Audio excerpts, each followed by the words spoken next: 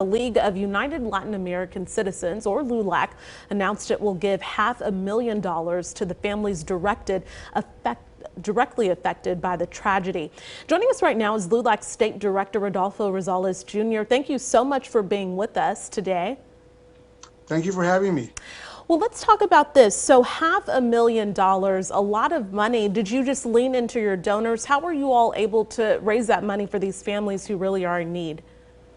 Well, I mean, in a nutshell, the day after the shooting, I got a call from the president, Domingo Garcia, and the communications director, David Cruz, and they said, you're going to Uvalde. The president can't make it. We need you to be there. So we drove into Uvalde, and basically when we got there, needless to say, it was a very emotional time for not just the people of Uvalde, but anyone who went in the state of Texas and the nation as a whole. So at that time, I contacted our CEO and our president because I was getting calls from all my members. We didn't have to lean on them at all. They were calling me and the offices all over the state of Texas and the United States. What can we do to help?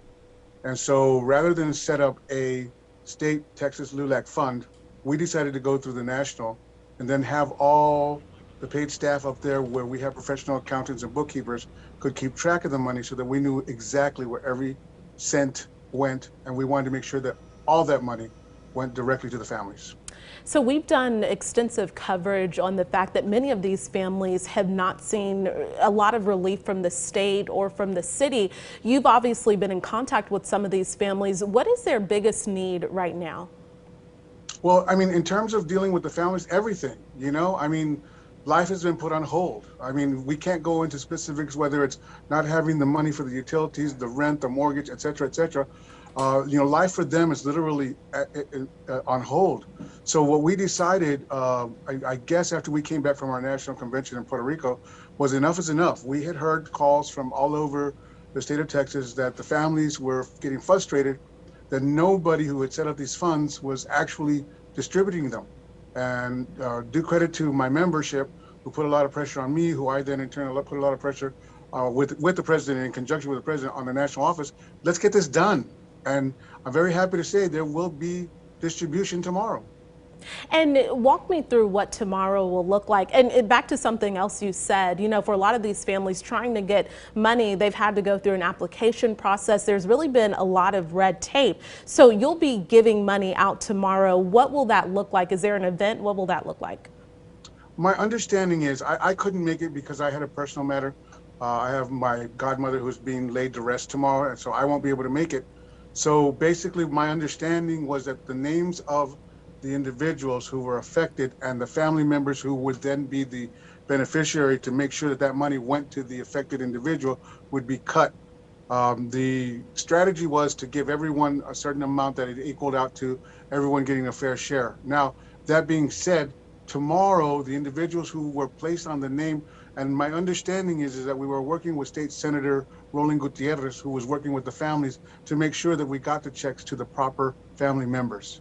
And that's my understanding of what we will be doing tomorrow. Now, as far as an exact amount, contact me tomorrow and I can let you know what the exact amount is for each family. Got it. Okay. And then just lastly, you all have been doing a lot of work there, working very closely with the victims' families. After this money is distributed, is there more that you all will continue to do there in Uvalde, more resources to them?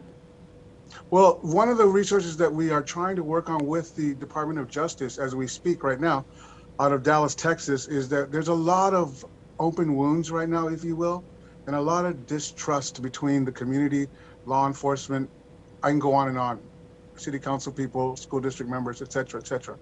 So what the DOJ and LULAC plan to do in a joint effort, and hopefully we can get the city of Uvalde, the school districts, and other people in law enforcement involved, is that we want to present a healing process so that we can let the city know that they can again start having trust in the leaders there in Uvalde, if not the ones that are there, but ones that will be taking their place. In other words, we don't want them to lose faith that they're going to be forgotten. We want to make sure that they understand that we understand it's a healing process and we want to be part of that, and we want to be there on the ground, making sure that they can get the resources they need.